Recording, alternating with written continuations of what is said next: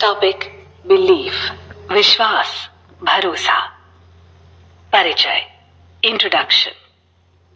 विश्वास के बिना जीवन की कल्पना नहीं की जा सकती और ये भी सत्य है कि हम हर किसी पर आसानी से विश्वास भी नहीं कर सकते, लेकिन इसे किसी भी हाल में अनदेखा नहीं किया जा सकता है। लोग बेशक आत्मा को अनदेखा करें, पर वास्तव में वो है और हमारे शरीर को संचालित करती है। ऐसे ही इस पूरे ब्रह्मांड को चलाने वाली एक शक्ति है जो दिखाई नहीं देती, पर वो है। हम उस शक्ति पर अविश्वास नहीं कर सकते। मन में हजारों विचार आते हैं जो दिखाई नहीं देते, पर वो भी जीवन की पूरी दिशा बदल सकते हैं। जरा सोच कर देखिए कि जब आपको अपने ही माता पिता पर भरोसा ना हो, घर की मेड पर भरोसा ना हो, बिल्डिंग के सिक्योरिटी गार्ड पर भरोसा ना हो, कपड़ा सिलने वाले दर्जी पर भरोसा ना हो, बैंक वालों पर भरोसा ना हो, तो जीवन की क्या दुर्गति होगी। ऐसे ही कदम कदम पर हमें हजारों लोग मिलते हैं। अगर उन सब पर संदेह किया जाने लगे तो रिश्ते तो खराब होंगे ही, साथ में जीवन से सुख शांति भी चली जाएगी। बिना विश्वास के व्यक्ति हर समय शंका में ही रहेगा। विश्वास मन का वो भाव है जिसे दिखाया नहीं जा सकता और ना ही इसके लिए किसी प्रमाण की आवश्यकता होती है। हालांकि ये समय, काल, परिस्थिति, वस्तु, व्यक्ति के अनुसार बदल जाता है।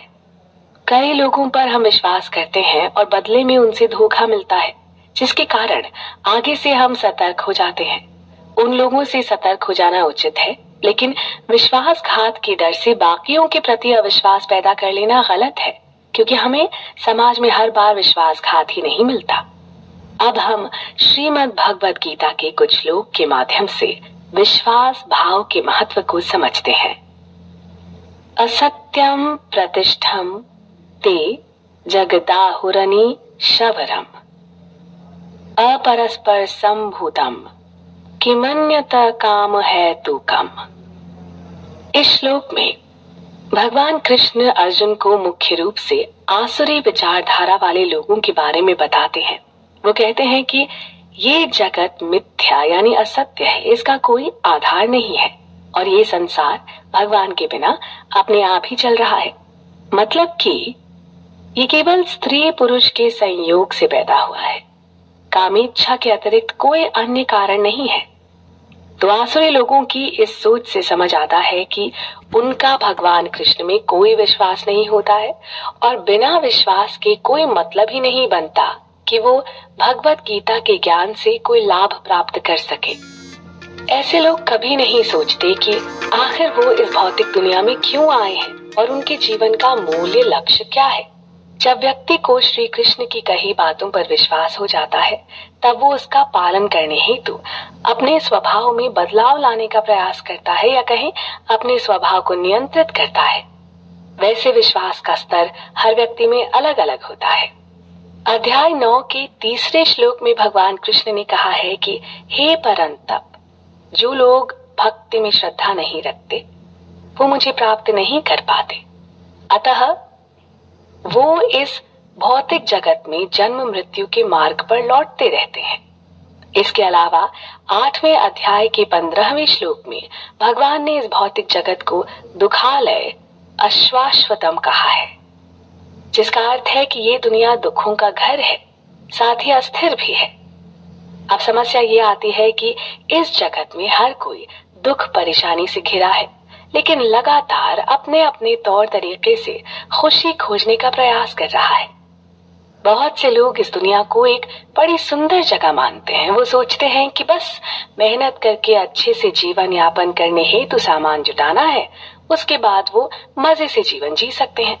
लेकिन इस भौतिक संसार में धन संपदा से अवसाद यानी डिप्रेशन का शिकार हो जाता है, जबकि उसके मुकाबले एक साधु संत ज्यादा संतुष्ट नजर आता है।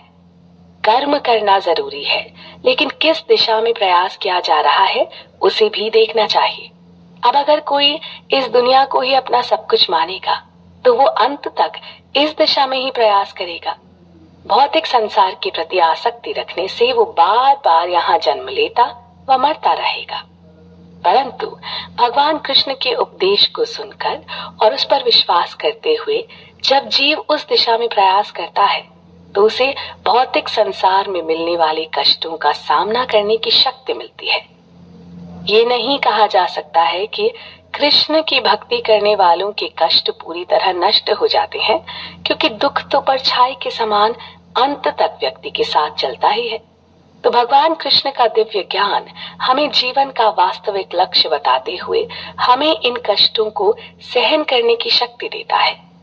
18वें अध्याय के 58वें श्लोक में भी भगवान ने कहा है कि अगर तुम अपने मन को मुझ में लगाते हो तो मेरी कृपा से सभी बाधाओं को पार कर जाओगे, लेकिन यदि तुम अहंकार वश मेरी बात को नहीं सुनोगे तो तुम्हारा विनाश हो जाएगा।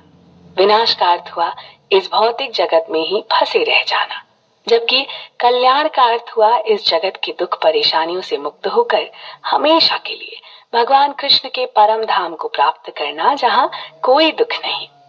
परंतु नास्तिक लोगों को भगवान का ज्ञान विज्ञान समझ नहीं आता और ना ही वो इसको समझने में रुचि दिखाते हैं।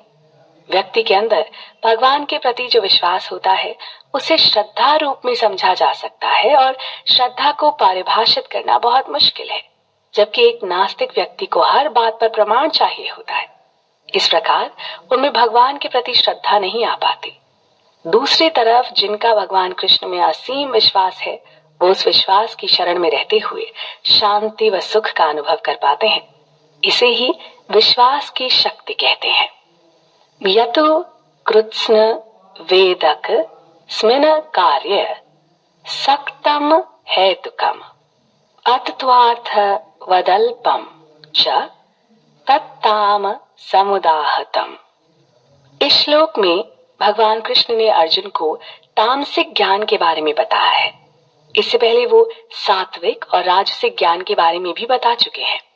यहाँ भगवान कहते हैं कि वो ज्ञान जिससे मनुष्य किसी एक प्रकार के कार्य से आसक्त हो जाता है, जो कार्य असल में महत्वहीन है।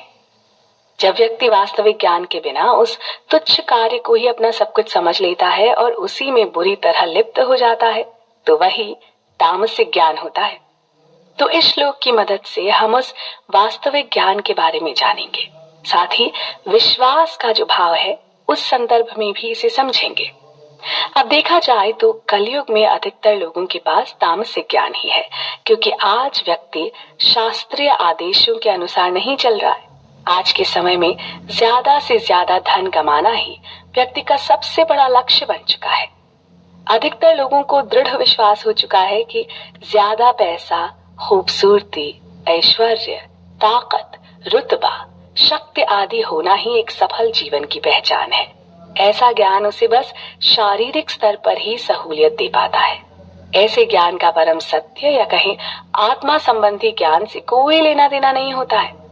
अब क्योंकि आत्मा दिखाई नहीं देती है तो बहुत से लोग बिना प्रमाण या कहे सबूत के इस पर विश्वास नहीं करते। उनका विश्वास विज्ञान पर होता है जो प्रमाण पर आधारित है और सिर्फ पदार्थ पर भरोसा करते हैं। मतलब ये मानना कि पदार्थ यानी मैटर से परे कुछ भी मौजूद नहीं है।